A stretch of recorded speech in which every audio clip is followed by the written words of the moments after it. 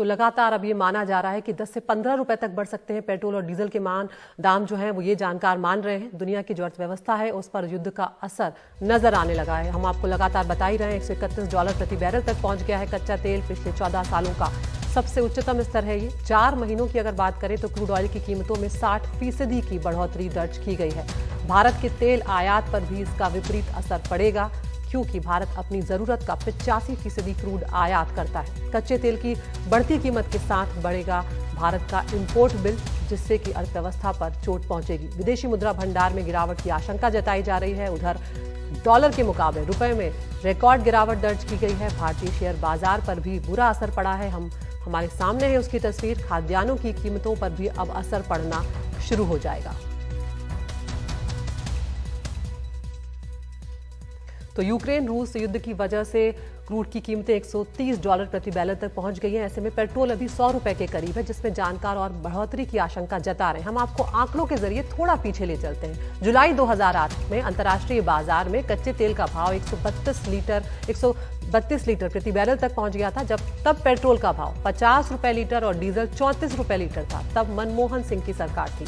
अक्टूबर 2021 की अगर बात करें, जब अंतर्राष्ट्रीय बाजार में कच्चे तेल का भाव $82 प्रति बैरल हुआ, तब पेट्रोल 110 रुपए लीटर हुआ।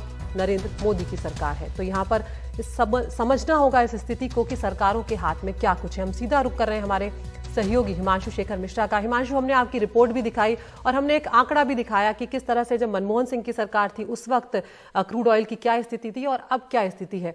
ऐसे में हिमांशु, हमने देखा कि कल किस तरह से पेट्रोल पंप्स के बाहर लोगों की लंबी कतारें थी, क्योंकि अब ये डर बढ़ गया है कि अगर पेट्रोल और डीजल के दाम बढ़ते हैं तो 10 से 15 रुपए तक बढ़ जाएंगे, जिसके चलते लोगों में चिंता है। सरकार के हाथ में क्या क्या है और क्या वाकई सरकार कोई कदम उठाने की कोशिश करती हुई नजर आ रही है?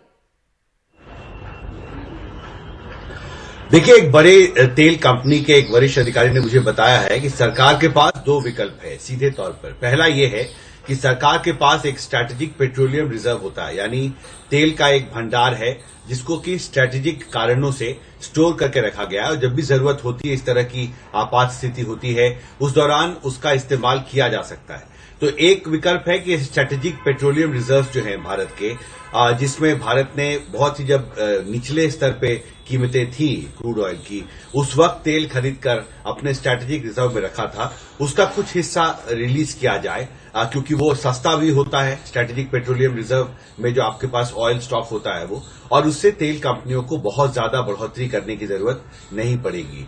दूसरा महत्वपूर्ण जो विकल्प है सरकार के पास, वो सीधे तौर पे एक्साइज और वैट को लेकर है। और हमने देखा है कि पिछले कुछ साल में जो टैक्सेशन स्ट्रक्चर है उस पर सबसे ज्यादा बहस हुई है। अब देखिए, यूक्रेन युद्ध से पहले भी एक वक्त दिल्ली में जो पेट्रोल की कीमत है वो 107 रुपए तक पहुंच गई थी। उसकी एक बड़ी वजह थी कि कोरोना संकट के दौरान टैक्सेशन बहुत ज्यादा किया गया था। तो अगर केंद्र सरकार और राज्य सरकारें चाहें तो जो एक्साइज ड्यूटी और वैट है उसमें अगर एक और दौर की कटौती की जाती है, तो जितना ज्यादा ये गैप जो हो रहा है, जिसको कहते हैं कि जो कॉस्ट है रिविजन का, उसके कॉस्ट को, उसके नुकसान को ऑफसेट करने के लिए करीब जो 12 रुपए तक की बढ़ोतरी की जरूरत की बात तेल कंपनियों की तरफ से की जा रही है, उससे कुछ कम करने की जरूरत पड़ेगी। लेकिन इतना तय है अदिति कि पिछले 4 महीने में कच्चा तेल जो है वो करीब $81 से $130 तक पहुंच चुका है, लेकिन भारत में तेल की कीमतों में बदलाव नहीं किया गया है। तो कीमतों में बदलाव होगा, बहुत ज्यादा ना हो, इसके लिए सरकार के पास विकल्प है और मुझे लगता है इस पर समीक्षा सरकार जरूर कर रही होगी। अदिति।